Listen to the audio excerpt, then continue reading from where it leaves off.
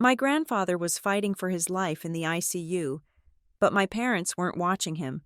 They were glued to their phones in the corner. I thought they were grieving until I saw the screen flash. Transfer confirmed. $250,000 gone in a second. I froze. But nature didn't.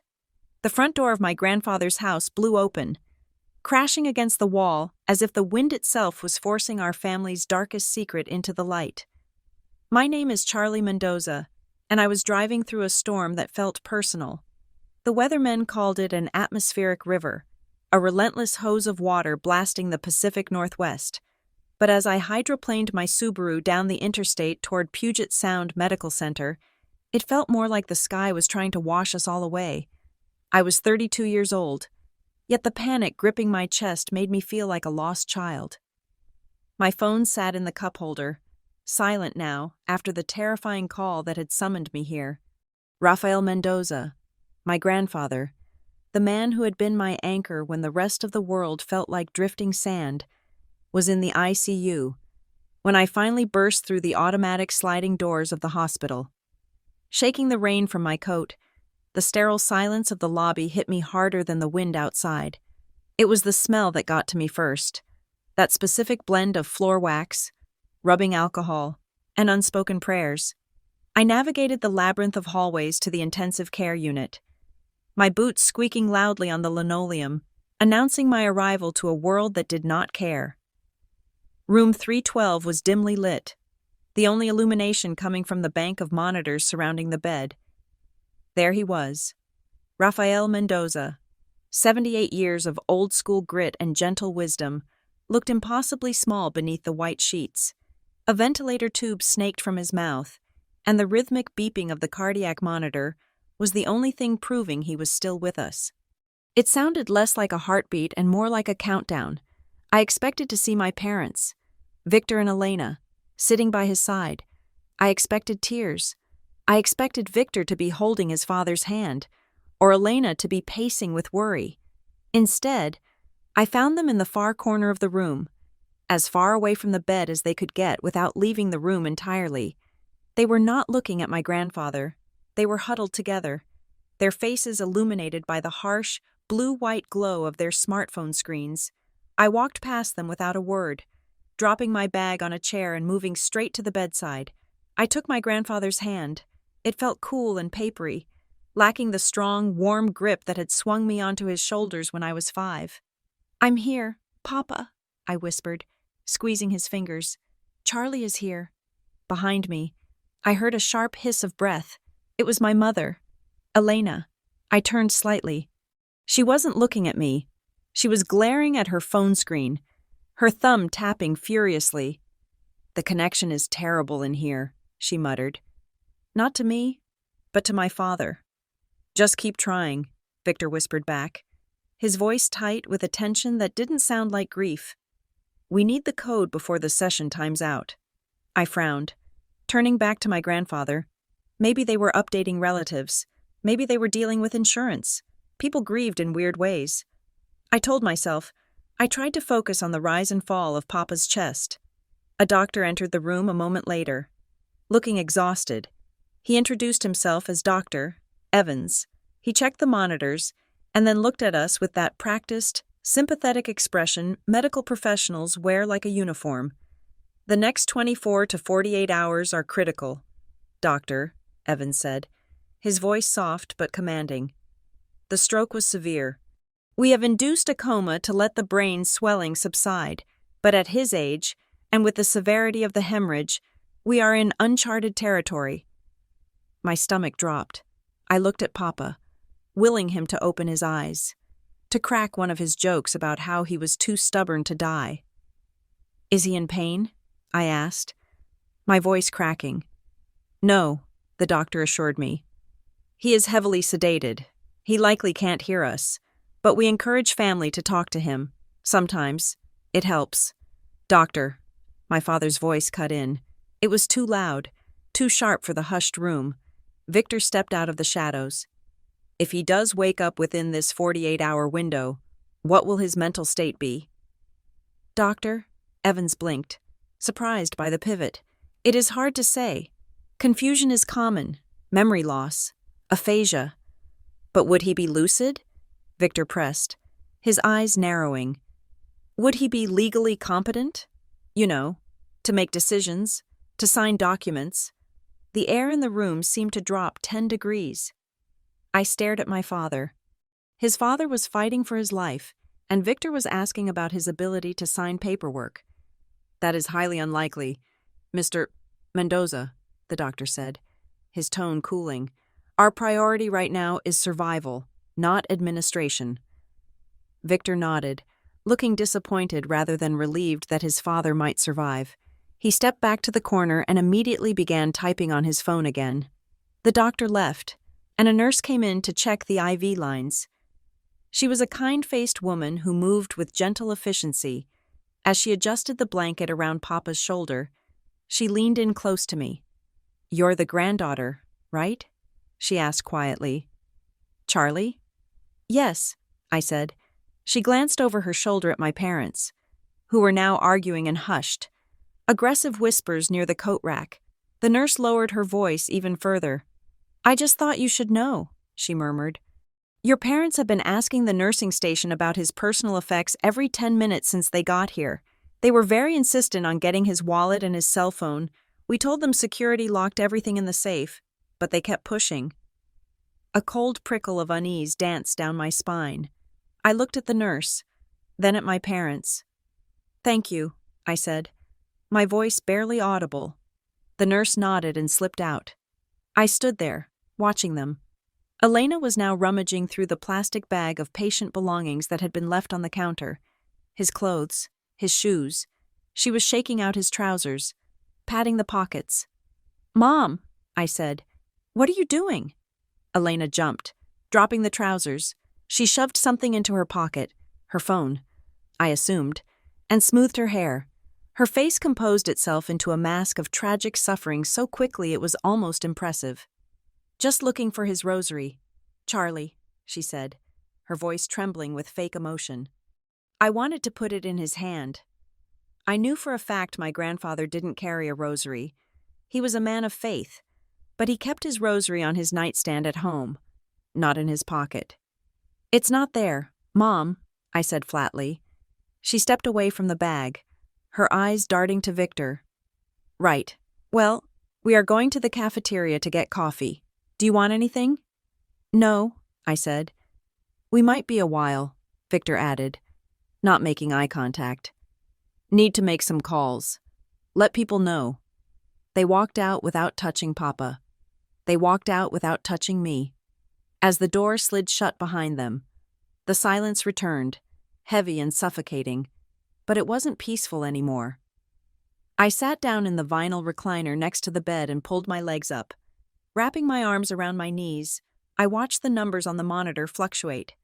Heart rate, 82. Oxygen saturation, 99%. I looked at the bag of clothes my mother had been searching. I looked at the corner where they had been whispering about codes and transfers. I thought about the nurse's warning. Something was wrong. Not just medical wrong, something human was wrong. I reached out and took my grandfather's hand again. The storm outside was battering the window, demanding to be let in. "I am not going anywhere. Papa," I promised him in the dark. "I am staying right here." I settled in for the long haul. I thought I was sitting vigil for a dying man, keeping him company as he stood at death's door. I didn't realize then that I wasn't just a granddaughter keeping watch. I was a guard dog, and I wasn't protecting him from the Reaper. I was protecting him from the people who were supposed to love him the most. A robbery was in progress, and the thieves had the same last name as me.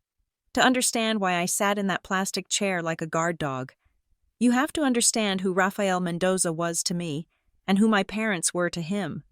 To Victor and Elena, my grandfather was a bank vault with a heartbeat. To me, he was the only reason I survived my childhood with my soul intact. Growing up, my house was a cold place masked by expensive beige carpet and forced smiles. My parents looked at me and saw an investment that needed to yield a return. They wanted a doctor, a lawyer, or at least someone who married one. When I told them at 18 that I wanted to pursue community organization and nonprofit work, my mother looked at me as if I had announced I planned to live under a bridge. It was Papa who stepped in. He sat me down in his dusty study, smelling of old paper and cedar, and told me that a life lived for a paycheck is a slow death. He wrote the check for my tuition when my father refused. And he was the one who cheered the loudest when I landed my job as a project manager at Northline Community Initiatives. My work at Northline is specific. We build support systems for the elderly, helping them navigate a world that is increasingly hostile to anyone over 70. I spend my days dealing with housing insecurity, healthcare access, and, unfortunately, financial exploitation. I know the smell of a scam. I know the specific, desperate stink of a predator who smiles while they bleed a senior citizen dry. I just never thought I would smell it on my own parents. My father, Victor, had lived his entire life in a state of suspended resentment. He was the only son, but he lacked Papa's grit. Papa had built a small empire of real estate and investments from nothing. Coming to this country with dirt under his fingernails and a fire in his belly, Victor had soft hands and a sense of entitlement that curdled into bitterness as he aged. He walked around with the heavy energy of a man who felt the world owed him a living simply because he existed. He would often complain that Papa treated him like an employee rather than an heir, never realizing that Papa simply refused to reward mediocrity. Then there was my mother, Elena. If Victor was the resentment, Elena was the facade. She was addicted to the appearance of wealth. We lived in a house we could barely afford, drove cars that were leased to the hilt, and threw dinner parties where the wine cost more than my weekly grocery budget. But behind the manicured lawn and the designer handbags, there was a quiet, terrifying avalanche of debt. I saw the late notices she tried to hide. I heard the hushed, angry phone calls with creditors that stopped abruptly when I walked into the room. They were drowning, and for years. They had managed to tread water by refinancing, borrowing, and robbing Peter to pay Paul. But 6 months ago, the dynamic shifted. The water must have finally reached their noses. Suddenly, Victor and Elena became the perfect children. For years, they had visited Papa maybe once a month, usually to ask for a loan. Now, they were there every weekend. They brought groceries. They offered to mow the lawn. They sat with him on the porch and listened to stories they had ignored for decades. My mother started talking about how overwhelmed Papa must be with his mail and offered to help him organize his bills. I was suspicious. But Papa was lonely. He was getting older, and despite his sharp mind, his body was slowing down. He wanted to believe his son was finally stepping up. He wanted to believe the family was healing. I bit my tongue because I saw how happy it made him to have a full Sunday dinner table. That was my mistake.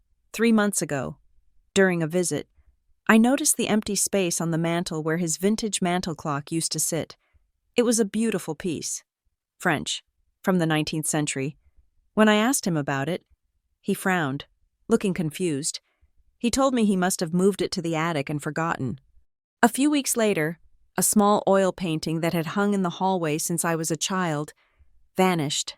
Again, Papa laughed it off, blaming his memory. He said he was getting old and putting things in strange places, but I knew Rafael Mendoza. He did not lose things. He was a man who labeled his spice jars and kept his tax returns from 1982 filed in chronological order. He wasn't losing his mind. He was being gaslit. The climax of this performance happened just 1 week before the stroke. I had driven over to Papa's house to fix his Wi-Fi, and as I pulled into the driveway, I saw it, a brand new luxury SUV, gleaming black, parked next to my parents' sedan. It still had the temporary dealer plates. My parents were in the living room, drinking Papa's good scotch. Victor was beaming, but his smile didn't reach his eyes. He told us that one of his long-shot investments had finally paid off huge. He talked about cryptocurrency and foreign markets, using buzzwords that sounded impressive but meant nothing. Elena was stroking the leather arm of the sofa, looking at me with a strange, frantic intensity. They claimed they had won. They claimed they were flush with cash, but I work with people in crisis for a living. I read body language. When a person wins the lottery, they look lighter. They look free. My parents didn't look like winners. They looked like people who had just barely escaped a burning building. Their eyes were wide and darting, their laughter too loud, their movements jerky and adrenaline-fueled. It wasn't the look of success. It was the look of relief so profound it bordered on hysteria. I looked at Papa then. He was sitting in his armchair, smiling at them, proud that his son had finally made something work. He didn't know that the investment they were celebrating was likely his own money, siphoned off in chunks small enough to go unnoticed until it was too late. Now, sitting in the ICU, listening to the hum of the machines keeping him alive, the pieces slammed together in my mind, the missing antiques, the sudden interest in his mail, the new car, and now, the desperate whispers about codes and transfers while he lay dying. They weren't grieving. They were finalizing the transaction. Papa wasn't a father to them anymore. He was a window of opportunity that was about to close, and I was the only thing standing between them and the complete erasure of his legacy. I looked at my hands, clenched in my lap. I had spent my life building a career on protecting vulnerable strangers. I would be damned if I let the people who raised me victimize the man who saved me. By the third day in the intensive care unit, time had lost its shape. The sun rose and set, but inside the windowless box of room 312, the only rhythm was the mechanical hiss of the ventilator and the rhythmic beep of the cardiac monitor. My parents and I had established a cold, silent truce. We took turns sitting in the uncomfortable chairs, rotating out for coffee or naps in the waiting room, speaking only when absolutely necessary. It was mid-afternoon when opportunity didn't just knock. It fell into my lap. Victor stood up, stretching his back with a groan that sounded more annoyed than pained. He told me he was going to the cafeteria to get a sandwich and asked if I wanted anything. I declined, keeping my eyes fixed on my grandfather's chest, watching it rise and fall. Victor grabbed his jacket, but, in his fatigue, or perhaps his arrogance, he made a critical error. He left his iPad Pro sitting on the bedside table, right next to Papa's paralyzed hand. For 10 minutes. I ignored it. I sat there holding Papa's hand, telling him about the rain outside, trying to tether him to this world with my voice. But then, the tablet screen lit up. It wasn't a call. It was a notification banner, bright and impossible to miss in the dim room. Transfer confirmed. $250,000. The number didn't make sense. It was too large. It was the kind of number you see on a mortgage closing statement, not a push notification on a Tuesday afternoon. My heart hammered against my ribs. I looked at the door. The hallway was empty. Victor had said he was getting a sandwich, which meant I had at least 15 minutes. I wrestled with my conscience for exactly 3 seconds. I told myself that privacy is for people who aren't acting suspicious. Privacy is for people who don't ask if a dying man can sign legal documents. If this was Papa's money, and I was his power of attorney designate, even if not yet official, silence was complicity. I reached out and tapped the screen. I expected a passcode lock. I prayed for one, actually, because if it was locked, I could go back to being the ignorant, grieving granddaughter. But Victor had set the auto lock to 5 minutes, and the notification had woken the device up. The screen slid open, revealing not a game or a news site, but a banking dashboard. It was the online portal for the Rafael Mendoza Living Trust. I felt the blood drain from my face, leaving me lightheaded. I knew this account. This was the nest egg Papa had built over 50 years. It was supposed to be untouchable, reserved for his long-term care and, eventually, to be split fairly according to his wishes. I scrolled down, and the horror set in. It wasn't just the $250,000. That was just the latest blow. The transaction history was a massacre. Dated yesterday. Outgoing wire to Apex Consulting, LLC, $85,000. Dated yesterday. Outgoing wire to Sunrise Holdings, $90,000. Dated 2 days ago. Outgoing wire to VM. Personal, $45,000. They were smart. I'll give them that. They weren't moving it all at once in a way that would trigger an immediate federal freeze. They were structuring the withdrawals, breaking the massive sum into smaller, jagged chunks that might fly under the radar of an automated fraud detection algorithm for a day or two. They were bleeding him dry, sip by sip, then gulp by gulp. I did a rough calculation in my head, my finger hovering over the glass. 250 plus 85 plus 90, plus the smaller transfers of $9,000 intended to avoid reporting requirements. The total was staggering. It was nearly $990,000 in less than 72 hours, while Papa lay in a coma fighting a brain bleed. My parents had liquidated almost $1 million of his assets. They had stripped the trust to the bone. My hands were shaking so badly I almost dropped the tablet on the floor. I needed to know where the money was going, but more importantly, I needed to know why now. I swiped up to switch apps, my thumb trembling. I found their email client and the messaging app open in the background. I shouldn't have looked. Seeing the theft was one thing. Seeing the malice behind it was another. There was a thread between Victor and Elena time-stamped from just 20 minutes ago, while they were sitting 10 feet away from me. Victor: the last batch is pending. The bank manager is asking for voice authorization for anything over $300,000. I had to split it again. Elena: do it fast. Marisol's flight lands tomorrow morning. If she gets here before the liquidity is moved, she will freeze everything. She knows the account numbers. Victor: I am trying. The network in this hospital is garbage.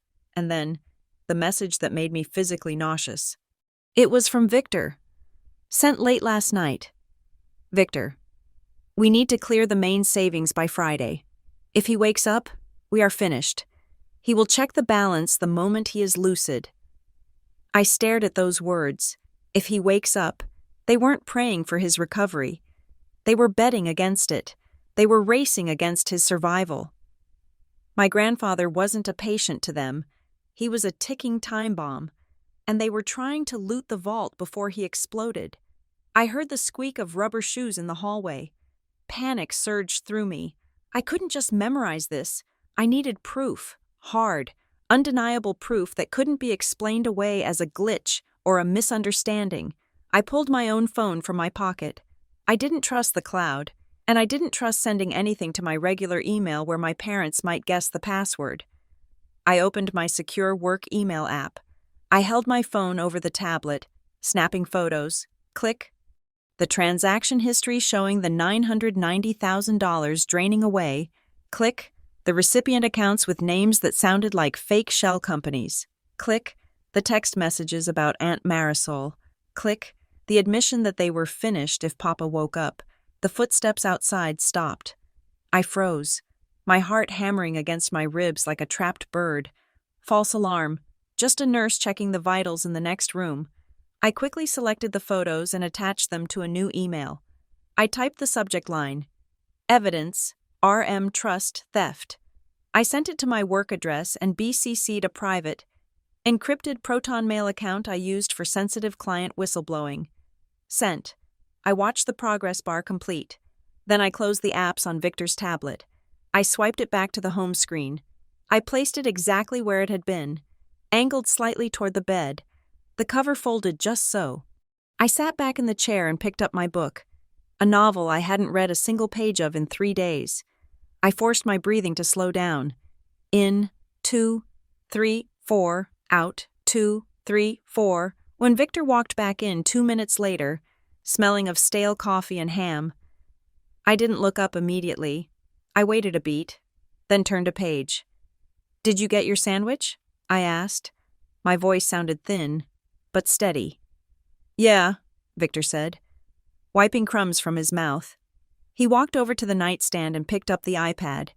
He tapped the screen, checked something, presumably to see if the $250,000 had cleared, and then let out a small, satisfied sigh. "Any change with Papa?" "No," I lied. "Nothing." But everything had changed. 10 minutes ago, I was a worried daughter dealing with messy family dynamics. Now, I was a witness to a grand larceny. I looked at my father, really looked at him. I saw the slight tremor in his hands, not from grief, but from the adrenaline of the heist. This wasn't a crime of passion. It wasn't a desperate mistake made in a moment of panic. This was a rehearsal. They had the accounts ready. They knew Marisol's flight schedule. They knew the bank's transfer limits. They had been planning this for months, waiting for the moment Papa was incapacitated. I gripped the spine of my book until my knuckles turned white. They thought they had gotten away with it. They thought the money was gone and the secret was safe. But they didn't know that the real transfer that had happened in this room wasn't the $990,000. It was the transfer of my loyalty. I wasn't their daughter anymore. I was the opposition. And unlike them, I had the receipts. The hallway outside the ICU was a different world. Cold, sterile, and echoing with the distant sounds of hospital machinery. I paced the length of the corridor, clutching my phone like a lifeline. The storm outside was wreaking havoc on the cell towers. I tried to call my Aunt Marisol, Papa's younger sister, who lived in Florida. She was the only other person in this family with a spine, and right now, I needed backup. The call connected for a split second, just long enough for me to hear a wash of static and her frantic voice shouting my name. "Charlie? Is he gone?" "No," I shouted back, pressing the phone against my ear. "He is still with us. But Marisol, listen to me. Victor and Elena are—" The line crackled violently and went dead. I cursed under my breath and tried again. Call failed. The atmospheric river wasn't just drowning the city. It was cutting off my communications. I couldn't risk a long explanation via text that might not go through, or worse, that my parents might somehow see if they had access to family cloud accounts I didn't know about. I kept it terrifyingly simple. I typed, "Major issue. Money being drained. Get here now." I watched the blue progress bar inch across the top of the screen. It hung at 90% for an agonizing 10 seconds before finally delivered. Okay, step 1 complete. The cavalry was alerted, even if she was 3,000 miles away. Now for step 2. I needed professional advice. And I needed it off the record. I scrolled through my contacts until I found Tessa Grant. Tessa was an old college friend who had climbed the ladder to become a senior compliance officer at a major regional bank. We hadn't spoken in 6 months, but she was the only person who could tell me if I was crazy or if I was witnessing a crime in real time. She picked up on the second ring. "Charlie, everything okay? I saw on Facebook about your grandfather." "It is bad, Tessa," I said, keeping my voice low and turning my back to the security cameras. "But I need to ask you something hypothetical, and I need you to answer me as a friend, not a bank officer." There was a pause. "Okay, I am listening. If a family member with power of attorney, or maybe just access, started moving large sums of money out of a trust while the grantor was in a coma, what happens? I am talking about nearly $1 million in 3 days, structured transfers, under the reporting limits." The silence on the other end was heavy. When Tessa spoke, her voice had lost all its warmth. It was sharp, professional, and deadly serious. "Hypothetically," she said, stressing the word, "that is textbook elder financial exploitation. If the transfers are structured to avoid the $10,000 reporting threshold, that is a federal crime called smurfing. It triggers immediate red flags if the algorithm catches it." "And if the algorithm hasn't caught it yet?" I asked. "Then you need to trigger it manually," Tessa said. "Most banks have a specific fraud unit for vulnerable adults. You can't stop the transfers yourself if you are not on the account, but you can file a report. You need dates, amounts, and account numbers. But Charlie," she hesitated, "once you pull that trigger, the bank freezes everything. The investigation is mandatory. Police get involved. Adult Protective Services gets involved. You can't unring that bell." "I know," I said, staring at the rain lashing against the window at the end of the hall.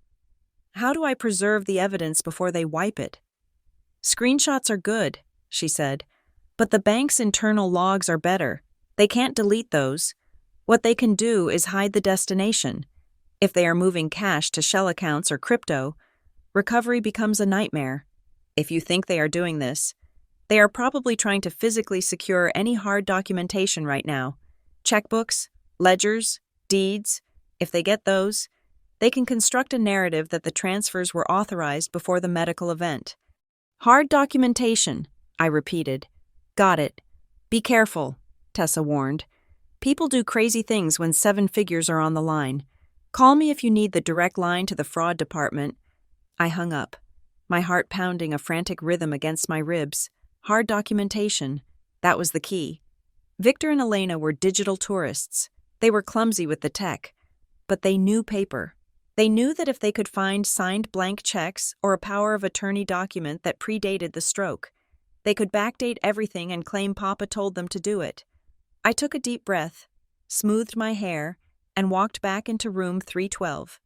The performance of a lifetime was about to begin. Victor and Elena were exactly where I left them, huddled in the corner. They jumped slightly when I entered. "Is everything all right?"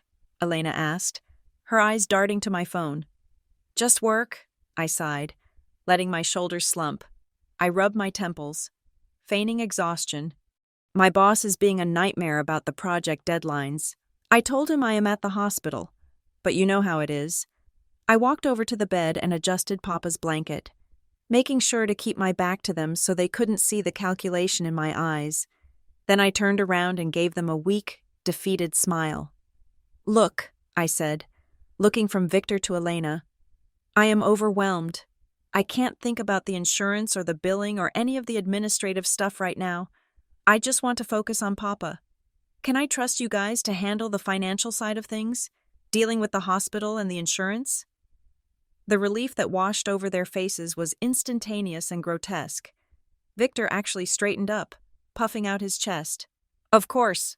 Charlie," he said, his voice dropping into a soothing, paternal register that made my skin crawl. "You shouldn't have to worry about money. Your mother and I have it under control. We will handle all the paperwork." "Thanks," I said. "I really appreciate it. I'm just going to sit here with him for a while." "Take your time," Elena said. "We actually need to step out for a bit, to get some fresh air, maybe go back to the hotel and shower." "Go ahead," I said. "I will be here." They left 5 minutes later. I waited 10 minutes, then walked to the nurse's station. I asked the nurse on duty, a different one this time, if my parents had left the floor. She confirmed they had taken the elevator down to the parking garage. I didn't relax. Instead, I began to track them, not with a GPS, but with logic. Over the next 4 hours, they were ghosts. They didn't come back to the hotel to shower. I called the front desk of the nearby Marriott, where we were all staying, and asked to be connected to their room. No answer. They returned to the ICU at 6 in the evening, looking disheveled and wet. They didn't ask about Papa's vitals. They didn't ask if he had moved. They walked in, looked at the monitors to ensure he was still comatose, and then retreated to their corner. I pretended to be asleep in the chair, my head resting on the mattress near Papa's hand. I regulated my breathing, keeping it slow and heavy. "He is out cold," Victor whispered. "Did you get the safe code?" Elena hissed back. "No, I told you. I tried the birthday and the anniversary. Nothing worked. We need the physical key or the master override." "It has to be in the house," Elena said. "It has to be. He never threw anything away." "I am telling you. We looked in the study," Victor argued. "It wasn't in the desk. We didn't look in the wall safe behind the painting," Elena pressed. "And we didn't check the basement file cabinet. If the deed is there, we can transfer the property before the freeze hits." My eyes snapped open beneath my closed lids. The property. They weren't just after the cash. They were going for the house, the land, everything. "We can't do it now," Victor said. "Charlie is here." "She is asleep," Elena dismissed. "And even if she wakes up, she is clueless. Did you hear her earlier? She begged us to handle the finances. She doesn't want to know." "Fine," Victor said. "We wait until the shift change. We tell her we are taking the night shift. Then we send her back to the hotel. Once she is gone, I will go to the house. You stay here and stall if she comes back." "No," Elena said. "I am not staying here alone. We go together. It will take half an hour to toss the office properly. We can be back before she even wakes up in the morning." "Okay," Victor agreed. "Tonight, we have to go to the house tonight. There is something I need to get before Marisol lands." I lay there, my heart hammering against the mattress, listening to them plot the final looting of my grandfather's life. They were going to the house tonight. They were going to tear it apart looking for the deed and the keys to the physical assets. If they found the original will, the one I knew Papa kept in the house, they would destroy it. If they found the updated power of attorney naming me, they would burn it. I couldn't let them get there first. I waited until they settled into a rhythm of scrolling on their phones. Then, I sat up, rubbing my eyes and yawning loudly. "What time is it?" I mumbled. "Almost 7, Victor said, putting on a sympathetic face. "You have been asleep for a while." "I feel terrible," I said, standing up and stretching. "My head is pounding. I think I need to go get some real coffee. Maybe drive around for 20 minutes to clear my head. The air in here is stifling." "That is a good idea," Elena said quickly. "Take your time. Drive safe in the rain." "I will," I said. I leaned down and kissed Papa's forehead. "I will be right back. Papa." I grabbed my purse and walked out. I didn't run until I hit the stairwell. Then, I took the stairs 2 at a time, flying down 4 flights to the parking garage. My car was parked in the shadows. I unlocked it and threw myself into the driver's seat. My hands were shaking as I jammed the key into the ignition. I didn't need to break in. Papa had given me a key to his house 5 years ago, after I helped him install his new security system. For emergencies, he had said, in case I fall and can't get up. Well, he had fallen, and the wolves were at the door. I backed out of the spot and gunned the engine. The drive to Papa's house was typically 40 minutes. In this storm, it would be an hour. Victor and Elena were still in the room, probably waiting for me to leave the hospital grounds before they made their move. I had a head start, but not a big one. If I didn't find those documents before they did, the $990,000 they had already stolen would just be the appetizer. They would take the house, the land, and the legacy. I merged onto the highway, the rain blinding, the wipers fighting a losing battle against the deluge. I wasn't Charlie the granddaughter anymore. I was Charlie the project manager, and I was on a deadline that couldn't be missed. The trap was set, but I had to be the bait, the switch, and the executioner all at once, and I had to do it in a house that was dark, empty, and full of secrets. The drive to my grandfather's house was a battle against the elements. The coastal highway was a ribbon of slick asphalt, winding through a darkness so absolute it felt physical. The atmospheric river had turned the world into a blur of gray and black. The rain hammering against my windshield with the force of gravel. By the time I turned onto the gravel driveway, leading to the bluff where Papa's house stood, my knuckles were white on the steering wheel. The house usually looked like a sanctuary, a warm beacon of cedar and glass overlooking the Pacific. Tonight, it looked like a shipwreck. The power was out in the neighborhood, leaving the structure silhouetted against the stormy sky, jagged and imposing. I killed the headlights before I reached the top of the driveway. Rolling the last 50 yards in darkness, I didn't want to announce my arrival.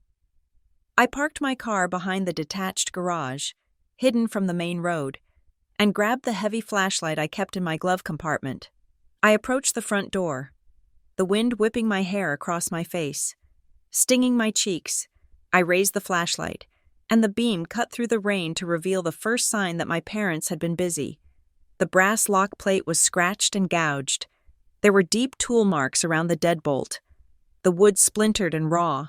It looked like a violent break-in. The work of a desperate junkie looking for a quick score, but I knew better. Victor and Elena had a set of keys. Papa had given them a spare set 2 Christmases ago. They hadn't forced the door because they had to. They had forced it to create a narrative. They were staging a burglary to explain away whatever they were about to steal. I pushed the door. It swung open with a groan that was lost in the roar of the wind. I stepped inside, shaking the water from my coat. The silence of the house was heavier than the storm outside. But it wasn't the smell of old wood and sea salt that hit me. It was the sharp, Chemical tang of bleach and lemon-scented industrial cleaner. They had been cleaning. Why would you clean a house you were robbing? Unless you were scrubbing away fingerprints, DNA, or the evidence of your own presence. I swept the flashlight beam across the living room. It was a scene of calculated chaos. Drawers from the sideboard were pulled out and dumped on the floor. Books were swept off shelves. It looked dramatic, but upon closer inspection, it was too theatrical. The TV was still there. The stereo system was untouched.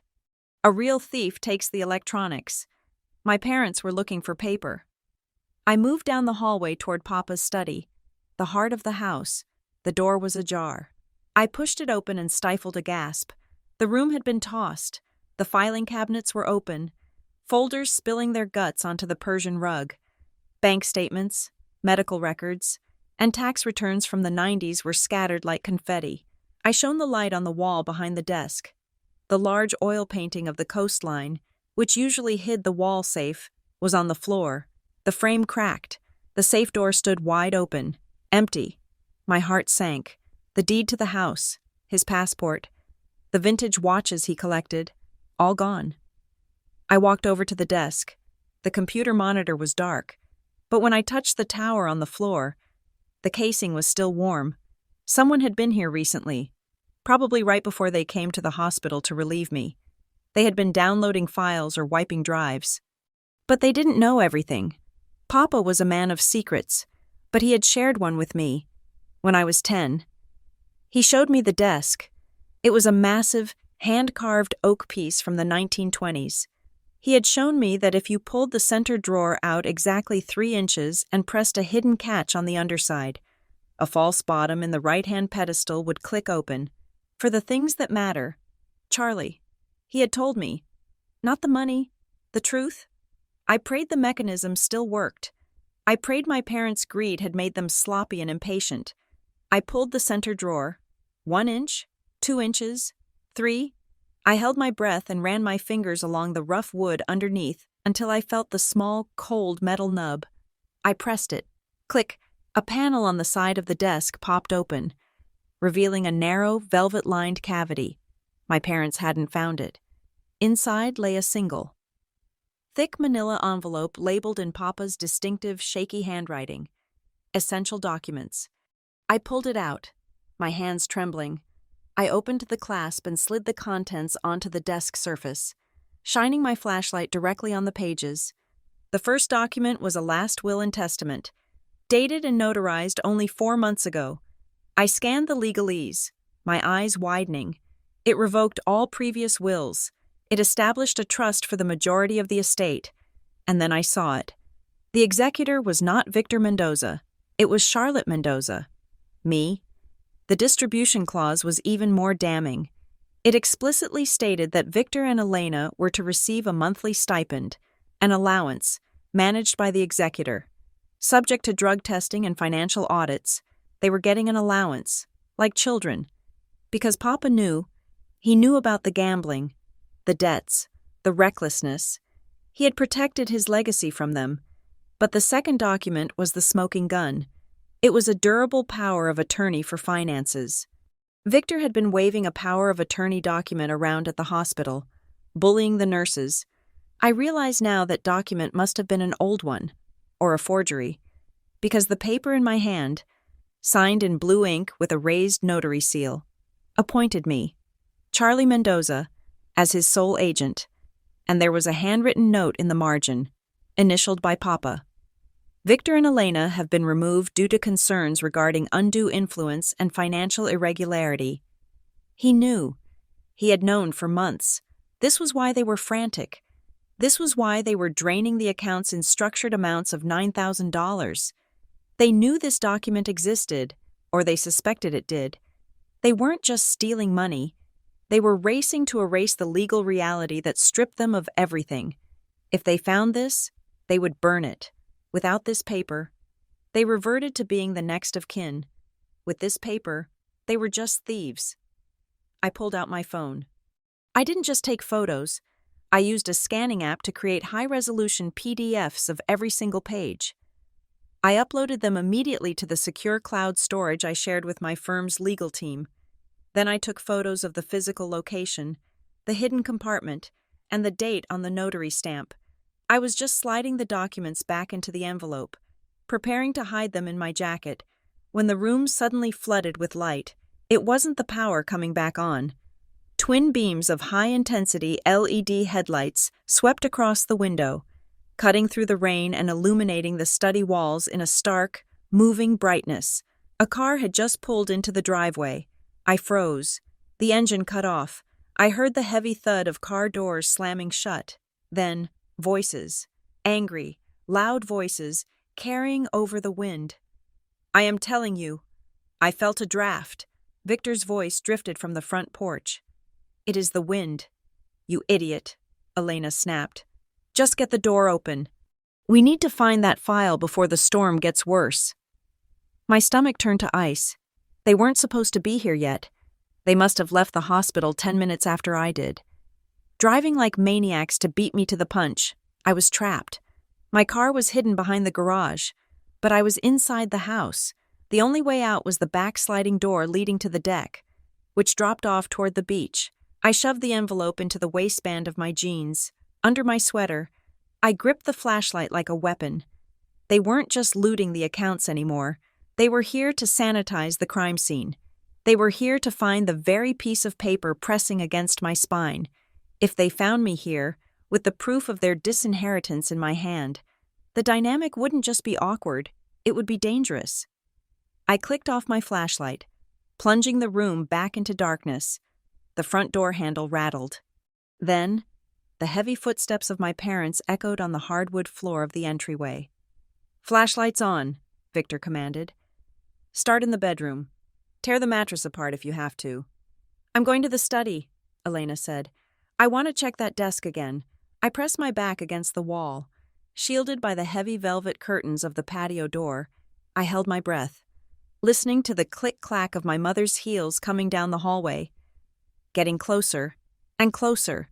They were looking for a license to steal, and I was holding the revocation. The house was silent, but the war had officially begun. I slipped out through the sliding glass door onto the deck, the sound of the wind masking the slide of the track. The storm was a chaotic wall of noise that swallowed my footsteps as I sprinted through the rain back to my car behind the garage. My heart was hammering against my ribs, not just from the near miss in the study, but from the adrenaline of holding the physical evidence that would end my parents' charade. I locked the car doors and slumped low in the seat, the windows instantly fogging up from my heavy breathing. My phone buzzed in my lap. It was Aunt Marisol again. The signal was weak, fluctuating between 1 bar and none, but the call connected. "Charlie," she shouted over the static. "I got through to the fraud department. They froze the last transfer. They stopped about $150,000 from leaving the trust. That leaves over $800,000 gone." "Marisol," I said, wiping water from my face. "Where did it go? Did they track the destination?" "That is the thing," Marisol said, her voice dropping lower. "I spoke to a friend in the district attorney's office. I had to call in a favor. Charlie, this is not just about greed. Victor is in trouble, real trouble." I stared at the rain lashing the windshield. "What kind of trouble?"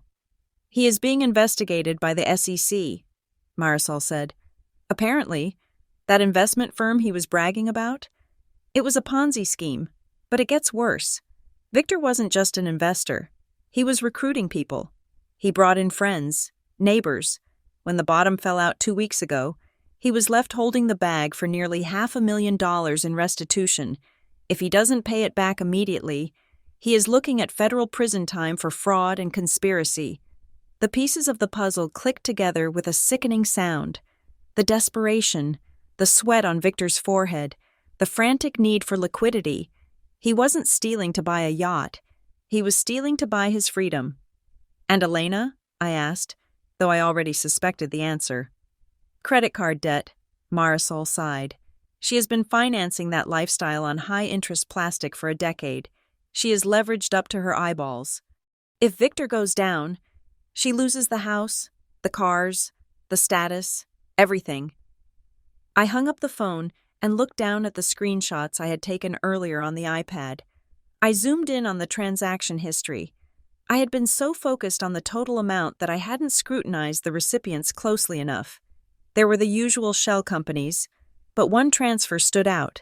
It was a wire for exactly $200,000 sent to something called the Clementine Heritage Foundation. It sounded noble. It sounded like a charity. But I work in the nonprofit sector. I know how to vet a 501c3. I opened my browser and ran a search on the foundation's tax ID number, which was listed in the transfer details. No results found in the IRS database. I switched to the state business registry. There it was. The Clementine Heritage Foundation wasn't a charity. It was a limited liability company registered just 3 months ago, and the registered agent wasn't a stranger. The name on the filing was Julian Castillo. I felt a chill that had nothing to do with the damp clothes clinging to my skin. Julian. Cousin Julian. He wasn't really a cousin, just a distant relative on my grandmother's side who showed up at weddings and funerals in Italian suits, flashing a gold watch and talking about venture capital. I remembered the last family barbecue. Julian had been cornering Victor by the grill, speaking in low, intense tones. I had thought they were discussing football. Now I realized Julian wasn't just a relative. He was the shark in the water. I tapped on the Officers tab of the LLC. Julian was the sole proprietor. The realization hit me with the force of a physical blow. Julian must have been the one running the investment scheme, or at least he was the one holding the leverage over Victor. This wasn't just a bailout. This was blackmail. Julian was squeezing my parents, forcing them to liquidate their own father's estate to cover the tracks of a crime they had all participated in. The $200,000 to the foundation wasn't a donation. It was hush money. My parents were trapped. If they didn't pay Julian, he would expose Victor to the SEC and likely ruin them socially and legally. If they did pay him, they had to rob a dying man to do it. For a brief, fleeting second, I felt a pang of pity. They were terrified. They were cornered animals gnawing off their own legs to escape a trap. But then I looked at the dark house where they were currently tearing apart my grandfather's study. I thought about Papa lying in that hospital bed, his brain bleeding, while his son and daughter-in-law calculated his net worth down to the penny. "No," I whispered to the empty car. "Being cornered does not give you the right to rob a coma patient." They had a choice. They could have come to Papa when he was awake. They could have confessed. They could have faced the consequences of their own greed. Instead, they chose to victimize the one person who had never done anything but support them. They chose to make me an accomplice. I wasn't going to let them win. I wasn't going to let Julian win. I opened my secure email app again. I composed a new message. The recipient was Nolan Pierce, Papa's longtime attorney. He was a shark of a different kind, the kind that swam in legal waters and ate fraudsters for breakfast. Subject: urgent. Unauthorized liquidation of Rafael Mendoza estate.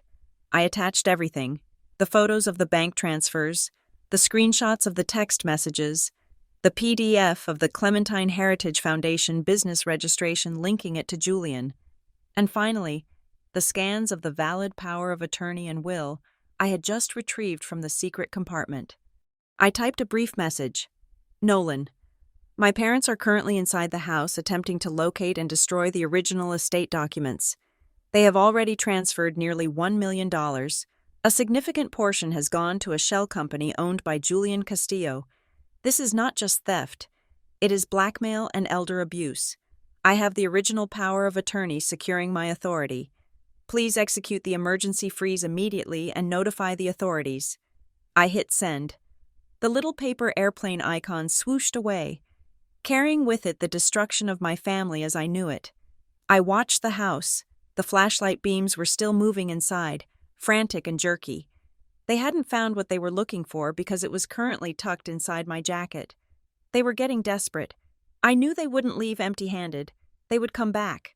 They would keep tearing that house apart until they found the paper that legitimized their theft. But they were too late. The digital paper trail was already on its way to the one man who could turn their investment strategy into a prison sentence. I started the car engine, not to leave, but to warm up the heater. I wasn't going anywhere. I was going to sit right here in the dark and wait. I watched the front door, knowing that when they walked out, they wouldn't just be my parents anymore. They would be defendants. The wind howled around the car, shaking the frame, but inside, I was perfectly still. The trap was sprung. Now, I just had to wait for the catch. I watched from the driveway as the flashlight beams danced frantically inside the living room windows. Sitting in the safety of my locked car, I realized that waiting for them to come out wasn't enough. Inside that house, my grandfather's sanctuary was being violated. They were tearing apart cushions, likely searching for the backup keys to the wall safe or the physical deed to the property. If they didn't find the papers I had tucked inside my jacket, they would destroy the house looking for them. I killed the engine. I wasn't going to wait for the police. I needed to look them in the eye. I slipped back through the rain, rounding the house to the back deck. The sliding door was still unlatched from my exit. I slid it open just enough to squeeze through, the roar of the ocean masking the sound of the rollers. I stepped into the shadows of the dining room, shaking and cold, but my mind was diamond hard. Victor and Elena were in the living room. They moved with the entitlement of ownership, their flashlights cutting through the gloom like lightsabers. "Check the bookshelf," Victor commanded, his voice echoing off the hardwood. He used to keep a hollowed-out dictionary in there. The master code might be in it. "I am checking," Elena snapped, sweeping a row of novels onto the floor with a crash. "Stop hovering. Did you check the grandfather clock?" "It is locked," Victor muttered. "I need a screwdriver, or a crowbar. We don't have time for tools. Victor, just break the glass." "You break the glass," I said. My voice wasn't loud, but in the tense silence of the house, it sounded like a gunshot. Both beams of light swung violently toward me. I stood in the archway between the dining and living rooms, my hands deep in my pockets, gripping the envelope against my ribs. I didn't blink. "Charlie?" Elena's voice cracked. She lowered her flashlight, squinting. "What are you doing here? We thought you were at the hotel." "I know," I said, stepping fully into the light. "You thought I was asleep. You thought Papa was helpless. And you thought you could drain $990,000 from the trust without anyone noticing." The silence that followed was absolute. Victor froze, his hand still reaching for a porcelain vase on the mantel. His face, illuminated by the peripheral glow of Elena's light, went the color of ash. "I don't know what you are talking about," Victor stammered, his eyes darting to the front door. "We are here to secure the property, the storm." "Stop," I cut him off. "I saw the transfers. Dad, I saw the structuring. 85,000, 90,000. I saw the messages about Marisol, and I know about the $200,000 you sent to the Clementine Heritage Foundation." Elena let out a sharp, wounded noise, like a kicked dog. She took a step toward me, her face shifting from shock to a terrifying, desperate maternal mask. "Charlie, listen to me," she pleaded, her voice trembling. "You don't understand. It is complicated. We borrowed it. We just borrowed it.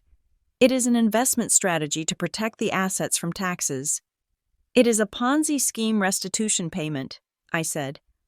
"And blackmail money for Julian." Victor dropped the vase. It shattered on the hearth, the sound sharp and final. He abandoned the pretense of the search. He marched toward me, his face twisting into something ugly, fear masquerading as authority.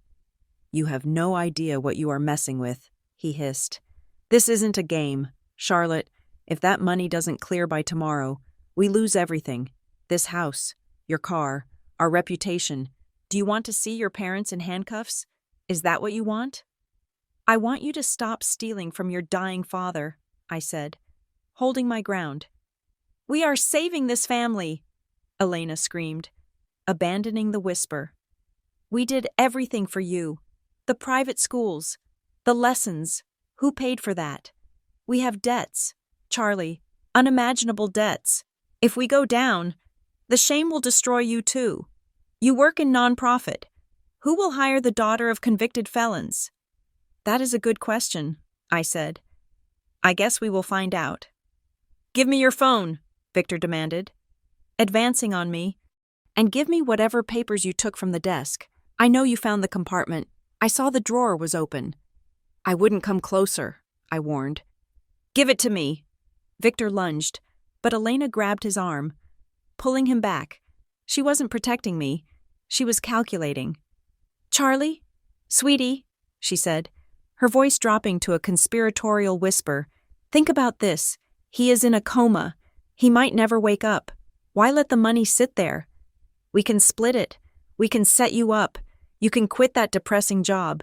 We can be a family again. I looked at them. The greed, the fear, the utter lack of remorse. They weren't sorry they did it. They were sorry they got caught. It is too late for deals, I said, pulling my phone out just enough to show the screen. I already sent everything to Nolan Pierce, the screenshots, the bank logs, the Julian connection, and the new power of attorney naming me as the sole agent. Victor looked like he had been punched in the gut. Did you send it to the lawyer? It is in his inbox, I said. And the fraud department at the bank has already frozen the remaining funds. So the only question left is simple. Do you want to walk out of here and try to mitigate the damage with a plea deal? Or do you want to keep threatening me and ensure you go to prison for the maximum term? Victor roared, a primal, frustrated sound, and turned back to the wall safe, clawing at the painting on the floor as if the solution was still hidden behind it. We can't leave, he shouted at Elena. We need the deed. If we have the deed, we can still leverage the equity. Elena turned to me, her eyes hard. She moved between me and the hallway, blocking the exit. You are not leaving this room. Charlotte, you are going to call the lawyer and tell him it was a mistake. You are going to fix this. Move, Mom, I said. No, she said, grabbing my wrist. Her grip was surprisingly strong. You are an ungrateful, selfish little girl. We gave you life. And you are stealing his, I shouted back, yanking my arm away. The tension in the room snapped. Victor grabbed a heavy brass candlestick and turned toward me, his eyes wild. Elena lunged again, trying to pin me against the wall, and then the house exploded. It wasn't a bomb. It was the atmospheric river delivering its final verdict. A gust of wind, clocked later at 80 miles per hour, slammed into the front of the house, the heavy oak front door, which they had damaged with their pry bars and failed to secure properly. Didn't just open, it blew off its hinges. Crack boom, the sound was deafening, like a thunderclap inside the room. The door flew inward, smashing against the entryway wall with enough force to crack the plaster. Immediately, the house security alarm began to shriek, a piercing, rhythmic wail that assaulted the senses. The storm rushed in. Rain, horizontal and freezing, swept into the foyer like a tidal wave. Papers from the overturned drawers swirled into the air, dancing in the vortex of wind. The temperature dropped 20 degrees in a second. Victor dropped the candlestick, covering his ears. Elena screamed, stumbling back from the wind. I stood there, hair whipping across my face, watching the chaos. It felt biblical. It felt right. Through the gaping hole where the door used to be, 2 beams of light cut through the rain from the driveway. Not flashlights this time. Spotlights. A vehicle had pulled up behind Victor's car. It was the private security patrol for the neighborhood. Alerted by the silent alarm that had tripped when I first entered the back deck, or perhaps by the neighbors who heard the shouting, a figure in a yellow rain slicker stepped into the frame of the broken door, hand resting on a holster. Private security! A voice boomed over the wind and the siren. Hands where I can see them. Police are en route. My parents froze. Victor looked at the guard, then at me, then at the scattered papers swirling around his feet. The private, toxic bubble of our family drama had just been popped. We weren't in the living room anymore. We were on a stage, and the audience had arrived. I looked at my mother, whose makeup was running down her face in the spray of the rain. She looked small. She looked common. It is over, I mouthed, though she couldn't hear me over the alarm. The wind howled through the open door, cleansing the house of its stale air, its secrets, and its lies. The front door hadn't just blown open. The truth had just kicked it down. The storm had turned the living room into a wind tunnel. But the arrival of the private security officer, a burly man named Mike, whom I recognized from the neighborhood gate, sucked the oxygen right out of my parents' lungs. He didn't care about family dynamics. He saw a broken door, a shattered vase, and two people screaming at a woman who looked like she was holding on to her sanity by a thread. He unclipped his radio and called the local police, his voice flat and authoritative, cutting through Victor's stammering attempts to explain that this was just a domestic misunderstanding. When the sheriff's deputies arrived 10 minutes later, their blue and red lights strobing against the rain-slicked siding of the house, the dynamic shifted from a family argument to a crime scene investigation. They separated us immediately. Victor and Elena were ushered into the kitchen, while I was kept in the ruined entryway, shivering in my damp coat. I didn't waste time trying to win a sympathy contest. I knew that in situations like this, the person with the best paperwork wins. I pulled out my phone and opened the secure file I had sent to Nolan Pierce. "Officer," I said to the deputy taking my statement, a stern woman named Sergeant Davis, "this is not a domestic dispute. This is an active burglary and a case of elder financial exploitation. I am the legal power of attorney for the homeowner, Rafael Mendoza, who is currently in a coma at Puget Sound Medical Center." I showed her the digital scan of the document I had retrieved from the secret compartment. I showed her the date, the notary stamp, and the clause explicitly removing my parents. Then I showed her the photos of the door frame they had pried open. "They have keys," I said, my voice steady despite the cold. "But they staged a break-in to cover their tracks. They are looking for the physical copy of this document to destroy it." Sergeant Davis looked at the phone, then at the door, then at the kitchen where Victor was loudly proclaiming his rights. She didn't arrest them. Financial crimes are complex and rarely result in handcuffs on a rainy Tuesday night. But she did exactly what I needed. She wrote a report. She documented the damage, the unauthorized access, and my claim of financial theft. She created an official paper trail that Victor couldn't talk his way out of. While the police were questioning my parents, my phone vibrated. It was Nolan Pierce. "Charlie," his voice was gravelly, likely waking up from a deep sleep. But his mind was sharp. "I got your email. I have Tessa on the other line. We have triggered the emergency freeze protocols." "Did you catch it?" I asked, turning away from the deputies so my parents couldn't hear. "The $990,000? "We caught the tail end," Nolan said. "But Charlie, you need to understand the architecture of what they did. This wasn't a simple transfer. It is a spiderweb," Tessa's voice chimed in, sounding tinny over the conference line. "They didn't just send money to the Clementine Heritage Foundation. That was just the largest chunk. We are seeing wire transfers to 4 different crypto exchanges, 2 offshore holding companies in the Cayman Islands, and a payment processor that specializes in high-risk gambling debts. They split the $990,000 into over 30 separate transactions." "Smurfing," I said, the term tasting like ash in my mouth. "They were trying to keep it under the reporting radar."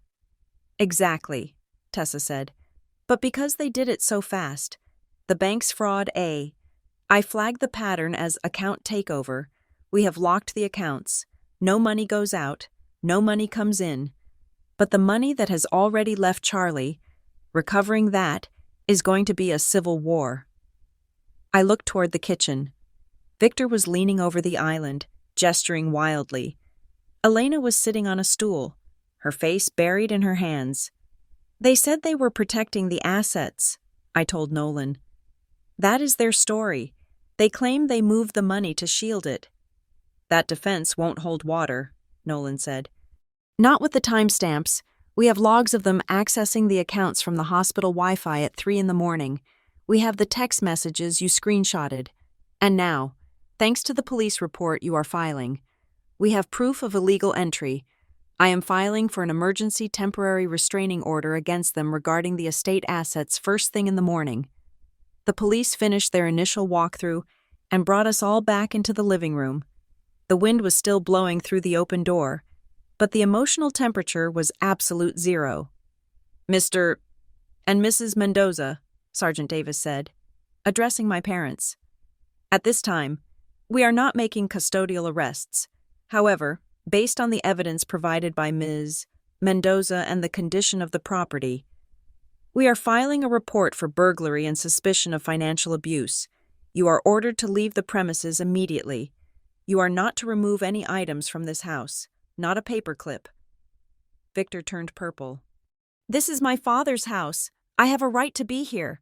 We were securing his valuables. The security logs show the alarm was disabled using an override code that was deleted 6 months ago, I said, cutting him off. And the camera in the hallway recorded you tossing the study. You weren't securing valuables. Dad, you were looking for the will. Victor opened his mouth to argue, but the look on Sergeant Davis's face stopped him. He grabbed his coat. Elena didn't move. She looked at me, her eyes red-rimmed and hollow. She walked over, ignoring the officer's hand raised to stop her, and grabbed my arm. "Charlie," she whispered, her voice cracking. "Please, you have to stop this. You don't know what you are doing. If the freezing order goes through, if Julian doesn't get the rest of the money by Friday." "Where is the money, Mom?" I asked, looking down at her. "The $990,000. Is it sitting in a secure account? Or is it already gone to pay off Dad's fraud and your credit cards?" She opened her mouth, but no sound came out. She couldn't say it was safe because it wasn't. It was gone, vaporized into the ether of their bad decisions. "We can pay it back," she sobbed, clutching my sleeve. "We just need time, but you have to tell the lawyer to lift the freeze. If you don't, they will come for us. They will come for you, too." "Let go of me," I said softly. She released me, looking at me like I was a stranger. "You are destroying this family," she spat, the sorrow instantly hardening into hate. "I am saving what is left of it," I replied. Victor grabbed her arm and dragged her toward the door. As they stepped out into the rain, the headlights of their car illuminating the broken frame of the front door, my phone buzzed again. It was a text from Nolan. "Nolan, Charlie, call me. Now. I just pulled the court filings to prepare the restraining order. We have a problem." I dialed him back immediately, watching the taillights of my parents' car disappear down the driveway. "What is it?" I asked. "I found a petition filed 3 days ago," Nolan said, his voice grim. "Victor and Elena didn't just try to steal the money. They went on the offensive legally." I felt a cold pit open in my stomach. "What did they do?" "They filed an ex parte motion for emergency conservatorship over Raphael." Nolan explained. "And they filed a petition for a temporary guardianship over the estate. But that is not the worst part." "Tell me," I demanded. "The petition claims that Raphael is mentally incompetent," which we knew, but it also claims that the previous power of attorney is invalid because you are unstable. I gripped the phone so hard the plastic creaked. "Unstable?" "They submitted a sworn affidavit claiming you have a history of substance abuse and have been estranging Raphael from his family to manipulate his finances. They are projecting their own crimes onto you. Charlie, they are trying to get a judge to strip you of your authority before you can use it." I looked around the wrecked living room, the shattered vase, the papers on the floor, the rain soaking the carpet. "They tried to frame me," I said, my voice trembling with rage. "They knew I would find out, so they tried to discredit me preemptively." "It is a standard predator tactic," Nolan said. "Darvo, deny, attack, and reverse victim and offender. They want to make this a muddy legal battle so the bank releases the funds to them just to settle the dispute. We are not just fighting a theft anymore.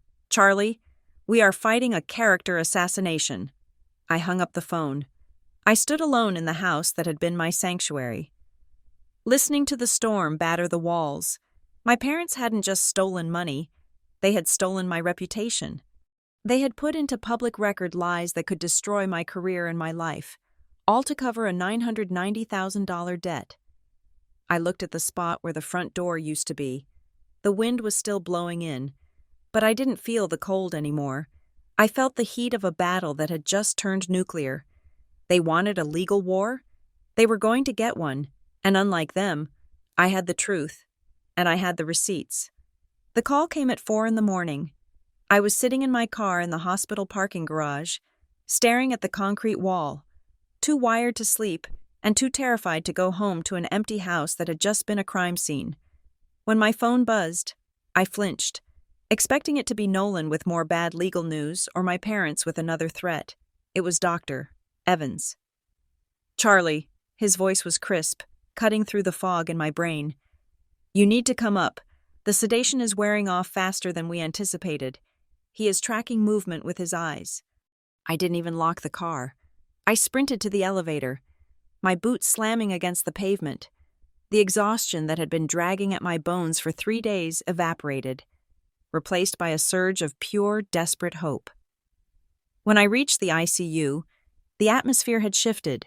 The hushed, church-like silence was replaced by the low hum of activity. Nurses were moving in and out of room 312. I stopped in the doorway, my breath catching in my throat. The ventilator was gone. In its place was a simple oxygen mask, and lying there, pale as the sheets but undeniably present, was Rafael Mendoza. His eyes were open. They were glassy and tired, but they were his eyes. Not the vacant stare of a coma patient, but the searching, intelligent gaze of the man who had taught me how to read a balance sheet and how to skip stones on the sound. I walked to the bedside, my legs feeling like jelly. "Papa?" His head turned. A micro-movement. Barely an inch. But it was enough. His eyes found mine. A flicker of recognition lit them up. Faint but unmistakable. I took his hand. It wasn't the limp, heavy weight it had been yesterday. As my fingers wrapped around his, I felt a squeeze. It was weak, a ghost of a grip, but it was the loudest thing I had ever heard. "I am here," I choked out, tears finally spilling over. "I am right here." Behind me, the door whooshed open. Aunt Marisol rushed in, trailing a rolling suitcase and smelling of rain and airport coffee. She took one look at the bed and dropped her bag. Rushing to the other side, she didn't say a word. She just buried her face in his shoulder, sobbing with the kind of relief that shakes your whole body. "He is back," I whispered to her. "He is really back." For an hour, we just sat there. We let the monitors beep their steady rhythm, rewriting the narrative from a tragedy to a miracle. But as the morning light began to filter through the blinds, turning the gray rain outside into a soft silver, the reality of the last 3 days began to bleed into the room. Papa started trying to speak. His voice was a rasp, a sound like dry leaves scraping together.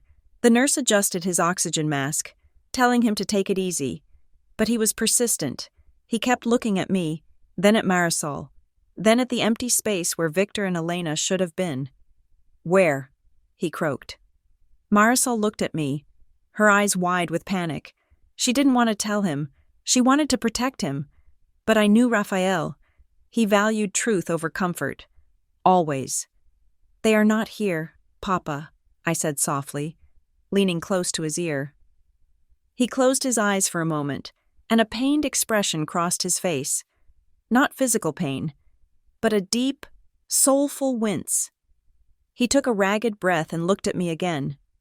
"The account," he whispered. My heart stopped. I thought he was asking about his medical bills. "Don't worry about that," I said. "We have it covered." He shook his head. A tiny, frustrated motion. "No, the trust. The bait." I froze. "The bait?" He swallowed hard, fighting for enough moisture to speak. "I moved the real money 6 months ago." Marisol and I exchanged a stunned look. "What do you mean, Papa?" I asked, my voice barely a whisper. "The clock," he rasped. "The painting. I knew they were taking things. I knew—" A cold shiver went down my spine. The missing antiques, the ones he had laughed off as his own forgetfulness. He hadn't forgotten. He had been testing them. He had left small valuables out to see if his own son and daughter-in-law would steal from him, and they had. "I created a mirror account," he said, each word a struggle. "Liquid assets, easy to access, to see if they would touch it, I didn't think they would take it all. The revelation hit me with the force of a physical blow. The $990,000 wasn't his entire fortune. It was a test. It was a honeypot. He had suspected Victor and Elena were circling like vultures, so he had left a carcass out to see if they would bite. He had baited the trap with nearly $1 million, gambling that they might take a few thousand, maybe 10,000, and he could catch them and correct them. He never imagined they would drain the whole thing in 3 days while he was on his deathbed. "Oh, Papa," Marisol wept, stroking his hair. "Why didn't you tell us?" "I wanted to be wrong," he whispered, a tear leaking from the corner of his eye and tracking into his silver hairline. "I didn't want to believe my son was a thief." That sentence broke me. It wasn't the anger of a victim. It was the heartbreak of a father. He had set the trap hoping it would stay empty. He had prayed that his suspicion was just the paranoia of old age, but by draining that account, Victor and Elena hadn't just stolen money, they had confirmed his worst nightmare. They had proven that his love meant less to them than his liquidity. "They took almost $1 million. Papa," I said, my voice trembling. "They sent it to shell companies, to pay off gambling debts, to Julian." At the mention of Julian, Papa's eyes hardened, the sadness evaporated, replaced by the steel that had built his business empire. "Julian," he hissed. "I told Victor never to trust him. We stopped it," I assured him quickly. "I found the documents in the desk, the ones in the secret compartment. I sent everything to Nolan. The bank froze the accounts. We are getting it back." He squeezed my hand again, harder this time. "You found the papers?" "Yes," I said. "The new power of attorney, the will, I have them safe." He nodded, closing his eyes as if a great weight had been lifted from his chest. "Good. You are in charge now. Charlie, not them. You." "I know," I said. "I won't let you down." He opened his eyes and looked at me with a clarity that was terrifying. "It is not about the money. It is the betrayal. A family is like a glass. Once it cracks, you can glue it, but it is never the same." He was right. We could recover the funds. We could maybe even keep Victor and Elena out of prison if we played the cards right.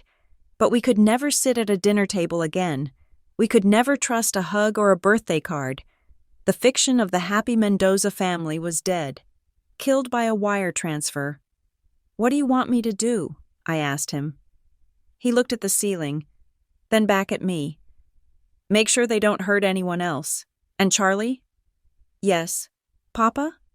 "Use this," he said, gesturing vaguely with his free hand. "Your work, Northline, don't let this happen to other old men who love their children too much." It was a mandate. He was giving me a mission. He didn't just want me to be his executor. He wanted me to be a warrior. He had been a victim of his own blood, and he wanted to make sure that his experience served a purpose. "I promise," I said, leaning my forehead against his hand. "I will make it a program. I will teach people how to spot the signs. I will tell them about the bait accounts. I will tell them everything." "Good," he whispered, his energy finally fading. "Now, let me sleep. No more hospitals." He drifted back into a doze. But this time it was a natural sleep, not a coma. Marisol and I sat in the silence, the weight of his words hanging in the air. We had won the battle for his life. We had won the battle for the money. But looking at his sleeping face, etched with the pain of knowing his son was a predator, I realized the war was far from over. I had the evidence, I had the legal authority, and now I had the moral imperative. Victor and Elena thought they were fighting a daughter. They were about to find out they were fighting a legacy. The legal machinery moved faster than I expected. Within 48 hours of my email to Nolan Pierce, the forensic accountants had peeled back the layers of the Clementine Heritage Foundation.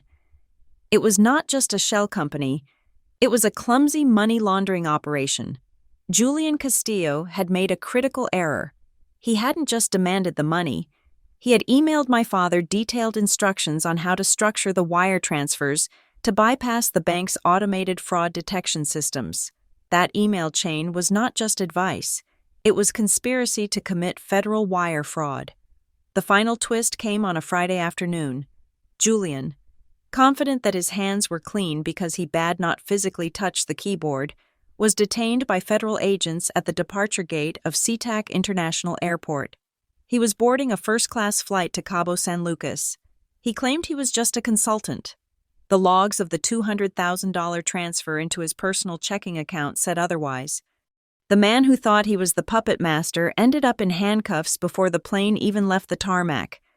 For my parents, the reality was stark and humiliating. Victor and Elena were offered a choice that was not really a choice. The district attorney, armed with the police report of the break-in and the bank logs, charged them with elder financial exploitation and second-degree burglary. They could roll the dice at a jury trial and risk 20 years. Or they could accept a plea deal. The terms were brutal but fair. Full restitution of every cent, 5 years of strict probation, and a permanent restraining order preventing them from ever contacting Rafael Mendoza or managing any estate again. They signed the papers in a windowless conference room, refusing to make eye contact with me. They did not apologize. They just looked tired, defeated by the weight of their own incompetence. They had gambled their family for a payout, and they had lost both. We managed to recover about $650,000 immediately from the frozen accounts. The rest, which had been scattered into crypto exchanges and gambling debts, would take years of civil litigation to claw back, but the bleeding had stopped. The house was safe. 2 weeks later, Papa came home.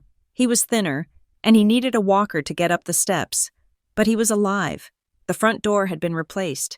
The new one was solid oak with a steel core and a smart lock that logged every entry. We stood in the foyer, the smell of fresh paint lingering in the air. Papa reached out and touched the new frame, running his hand over the wood where the old hinges had been torn away. "That door," he said, his voice raspy but clear. "It didn't blow open because of the wind. Charlie, the wind was just the messenger. It blew open because this house was too full of lies. It simply couldn't hold them anymore. It spit them out." He was right. The storm had just done what we were too afraid to do. It forced the truth into the open. I did not quit my job at Northline Community Initiatives. Instead, I expanded it. I launched a new program called the Silver Shield Project, dedicated to educating families about the warning signs of financial abuse. I used my own story as the case study. I stood on stages and told strangers about the bait accounts, the missing antiques, and the silence that enables theft. I turned my family's shame into a shield for others. I taught them that sometimes the predator is not a stranger on the phone. Sometimes. The predator is sitting at your Thanksgiving table. Tonight, dinner was quiet. It was just me, Aunt Marisol, and Papa eating arroz con pollo at the kitchen table. There were empty chairs where my parents used to sit. The silence wasn't heavy anymore. It was peaceful. We were not the perfect family on the Christmas card anymore. We were broken, glued back together, and missing a few pieces. But we were safe.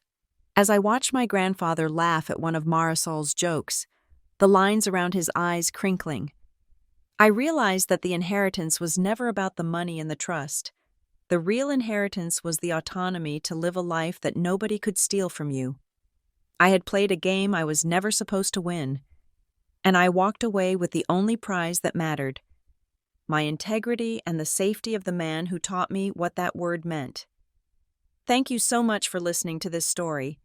I want to ask you, have you ever been exploited by a family member for money, or have you seen it happen? Please comment below where you are listening from and share your thoughts. If you enjoyed this story, please subscribe to the Lily Revenge Stories channel, like this video, and hit that notification bell so this story can reach more people and help protect them from similar situations.